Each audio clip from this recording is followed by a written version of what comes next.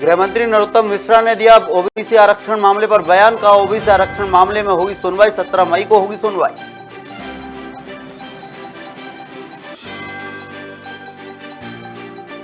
MP की startup नीति 2022 का शुभारंभ। कार्यक्रम में वर्चुअली जुड़े पीएम मोदी। का भारत में स्टार्टअप की दुनिया ही बदल गई।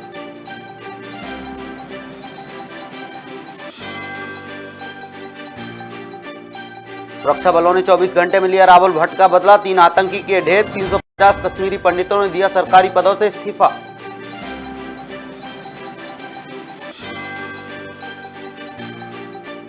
मदरसों में राष्ट्रगान पर वीडी शर्मा ने दिया बयान। कहा देश के सभी शिक्षण संस्थानों में हो राष्ट्रगान। यह निर्णय स्वागत योग्य।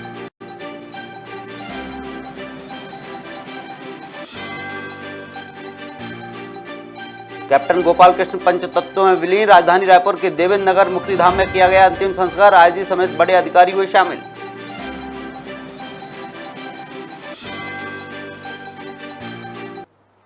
नमस्कार, मैं हूं अरुण, आप देख रहे हैं खबर भारत। खबरें विस्तार से।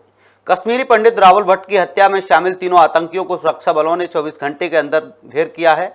जम्मू कश्मीर सरकार ने राहुल की मौत की जांच के लिए एसआईटी गठित कर दी है। सरकार ने राहुल की पत्नी को सरकारी नौकरी देने और उनकी बेटी की पढ़ाई का पूरा खर्च उठाने का भी ऐलान किया है।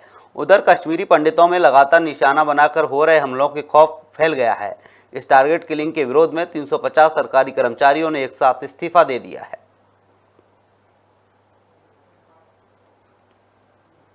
मध्य प्रदेश में दोनों ही पार्टियां विधानसभा चुनाव 2023 की तैयारियों में जुट गई हैं, जिसे लेकर बैठकों और बयानबाजी का दौर लगातार जारी है। इसी कड़ी में गृह मंत्री डॉक्टर नरोत्तम मिश्रा ने बयान देते हुए कहा है कि 17 मई को निकाय और पंचायत चुनाव में ओबीसी के आरक्षण मामले की सुनवाई होगी और 2022 में परिसीमन के आधार पर पंचायत चुनाव संपन्न होंगे। इसके लिए मेरे पार्टी के अध्यक्ष और मेरे दल के नेता दोनों कह चुके हैं कि हम 27% के ऊपर आरक्षण देंगे। मैं ये कह रहा था आपसे कि यही बेईमानी की बू आती है। दोनों पार्टियां चाहती हैं, ऐसा आपने पूछा। फिर कोर्ट क्यों गए थे? फिर कोर्ट कौन गया था? ये बात कोर्ट बिना जाए अगर कांग्रेस कहती तो थोड़ी बहुत आंशिक सच्चाई कांग्रेस की बात में लगती, जिसका उल्लेख आप कर रहे हैं बिना नाम लिए। अगर वो कोर्ट नहीं जाते फिर सवाल होता, कहा होता, तो शायद ये गलत है उनका इस तरह का कहना। मदरसों में राष्ट्रगान कराए जाने पर भाजपा प्रदेश अध्यक्ष वीडी शर्मा ने बयान देते हुए कहा है कि हम पाकिस्तान में तो है नहीं जो कह रहे हैं राष्ट्रगान कराओ। साथ ही देश की कोने कोने में शिक्षण संस्थान है, उसमें राष्ट्रगान हो, राष्ट्र की स्तुति हो, भारत माता की जय हो, तो क्या गलत है? होना ही चाहिए। अगर ऐसा हो रहा तो यह निर्णय स्वागत योग्य है। राष्ट्रगान कोई हम पाकिस्तान में तो नहीं कह रहे कि राष्ट्रगान कराओ। हम तो मध्य प्रदेश के अंदर, उत्तर प्रदेश के अंदर, देश के कोने में जो शिक्षा संस्थान है उसमें राष्ट्रगान हो, राष्ट्र की स्तुति हो, भारत माता की जय हो, तो क्या गलत है? ये तो होना ही चाहिए। इसलिए अगर ऐसा हो रहा है और अगर ऐसा निर्णय हुआ है तो स्वागत योग्य कदम। राजधानी रायपुर में कैप्टन गोपाल कृष्ण पांडा की अंतिम यात्रा उनके घर से रवाना हुई। आपको बता दें, देवेंद्र नगर मुक्तिधाम में उनका अंतिम संस्कार किया गया। इस दौरान रायपुर रेंज के आईजी समेत बड़ी संख्या में आईएएस अधिकारी शामिल हुए।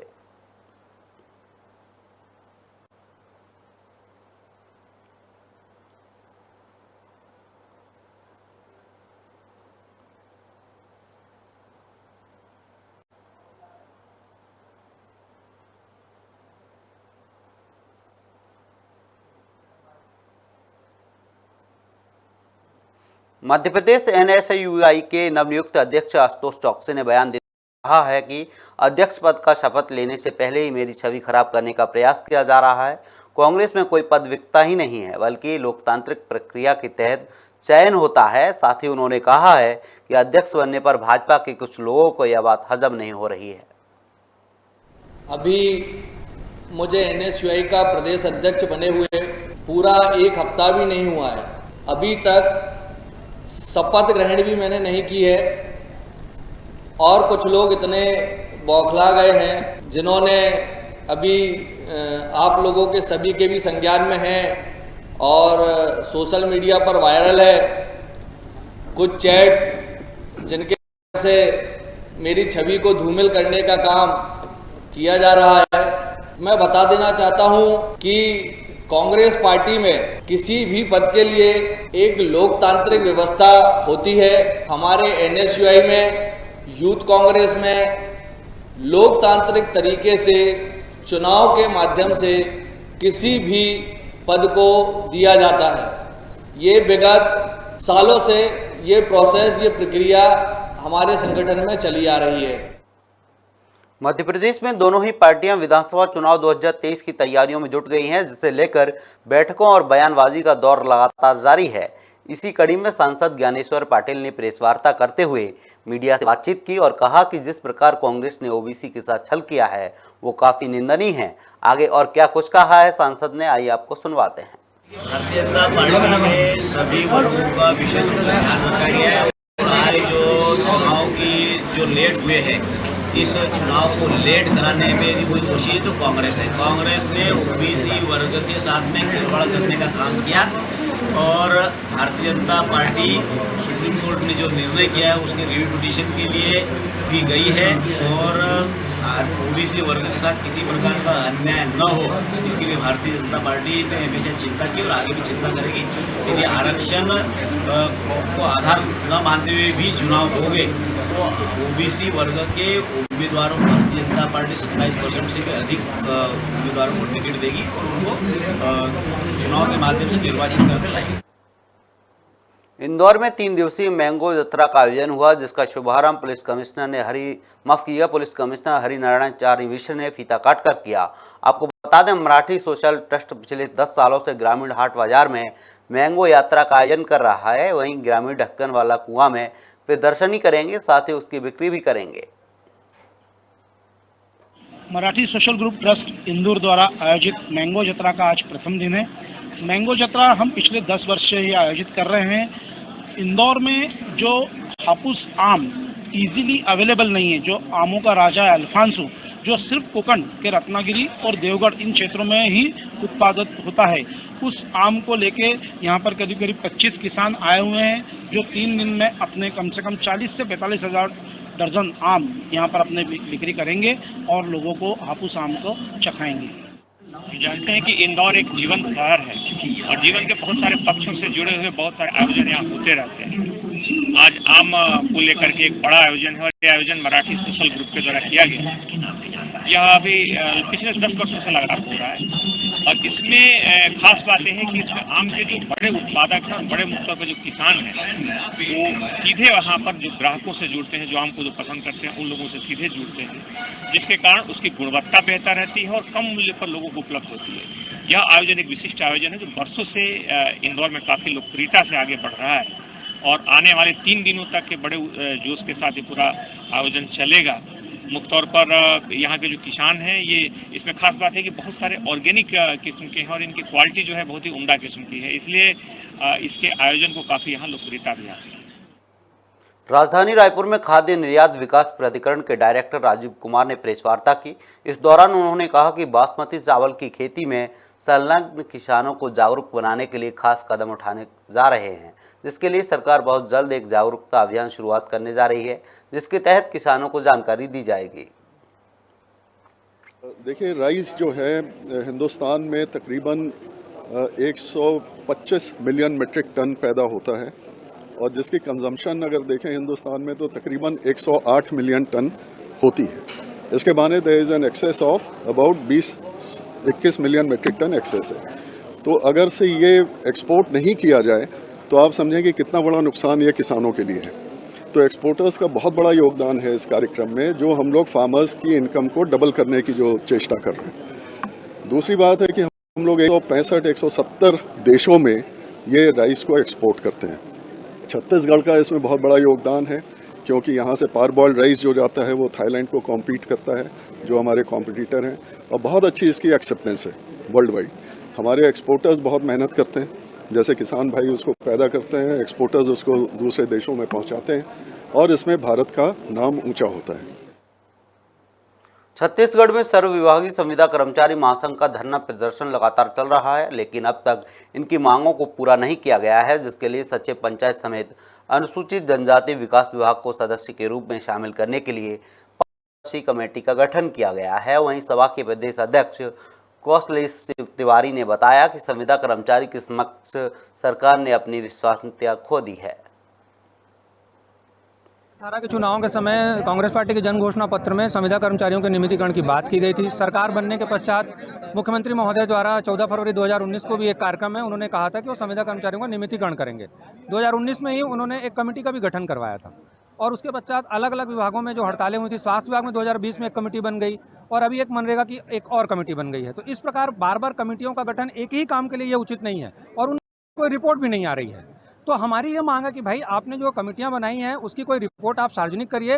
वो बहुत कछुए चाल से चल रही हैं। कुछ कमेटियों की तो आज तक साल भर हो गया, उनकी बैठकें भी शायद नहीं हुई, ऐसा हमको समझ में आ रहा है और पता भी चला है। तो हम ये चाहते हैं कि कमेटियों की रिपोर्ट सार्वजनिक हो और नियमितीकरण की जो भी कार्रवाई है उसको जल्द से जल्द पूर्ण किया जाए। और इसी उम्मीद से हम लोग आज एक दिवसीय विरोध प्रदर्शन कर रहे हैं। 54 विभाग के पूरे संविदा कर्मचारी पूरे के पूरे छत्तीसगढ़ को सभी विभागों में आज काम बंद है। और आगे की रणनीति के जहाँ तक सवाल है तो माननीय मुख्यमंत्री महोदय और जो कमेटी के जो सदस्य हैं एक बार हम फिर से उनके पास जाकर अपनी बात रखने का प्रयास करेंगे और अगर फिर भी हमको अगर हमारी मांगें पूरी नहीं होती तो और प्रखर आंदोलन के संबंध में हम अपनी रणनीति बनाएंगे। कि आज हमारा यहाँ पे एक दिवसीय धरना कार्यक्रम है। शासन ने हमें अनुमति केवल 1000 की संख्या में दी है, इसलिए यहाँ पे हम 1000 कर्मचारी उपस्थित हुए हैं। लेकिन आगामी समय में यदि हमारी मांगों को पूरा नहीं किया गया तो हम जिले स्तर पर और राज्य स्तर पर निश्चित हड़ताल पर बाध्य होंगे। नसरुल्लागंज के ग्राम पिपलानी में दूसरा बड़ा सामूहिक विवाह समारोह कार्यक्रम का आयोजन किया जाएगा। यह आयोजन 14 मई को आयोजित किया जाएगा, जिसमें 450 जोड़े शादी के बंधन में बंधेंगे। बताया जा रहा है कि समारोह में मुख्यमंत्री शिवराज सिंह चौहान सम्मिलित होंगे और नव दंपतियों को आशीर्वाद देंगे। वहीं कार्यक्रम का दायित्व 52 अधिकारियों को सौंपा गया है।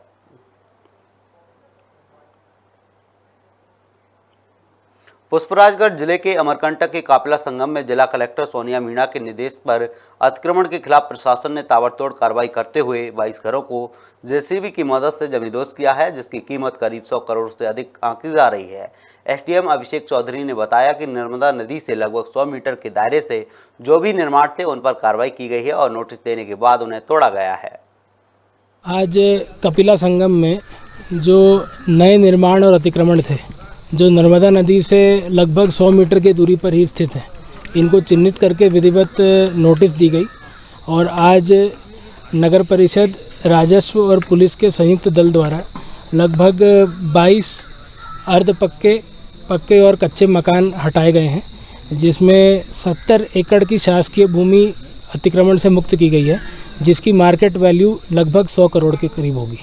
कल भी टीम आई थी अतिक्रमण हटाने के लिए, नगर परिषद, राजस्व और कुछ पुलिस बल भी था, लेकिन उसमें कुछ दिक्कत की गई थी। कुछ लोगों उसमें समस्या की थी, उनके विरुद्ध जो है मुकदमा दर्ज किया गया है।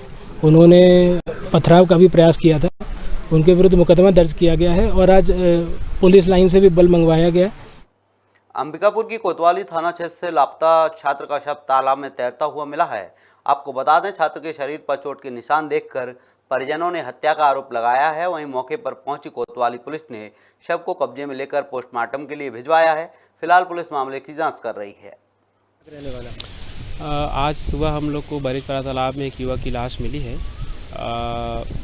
देख के लग रहा है कि तकरीबन 1 दिन पुरानी हो सकती है वो। मौके पर हमने एफएसएल वाले साइंटिस्ट लोग को ही बुलाया था और उसके फ़ोटोज़ को देख करके मोहल्ले वालों ने ही पहचान कर लिया उसकी। और इस मामले पे हमने कोतवाली थाने के द्वारा कल एक 363 के तहत एफआईआर रजिस्टर किया गया था, जो कि नाबालिग होने की वजह से अभी इसका नाम हम उजागर नहीं कर पाएंगे। बाकी उसकी शिनाख्ती अभी हो चुकी है और अभी उसका पीएम करा रहे हैं। अगर कोई भी संदेहास्पद चीज़ होती है तो उसकी जानकारी बहुत जल्दी मिल जाएगी। या ऐसा लग रहा है कि इसको कुछ मार उड़ के जैसे डाल दिए गया है और किस पे बोलो तो सीधा साधा हम लोग हैं और लड़का भी सीधा साधा है, ना किसी से लड़ाई झगड़ा है ना।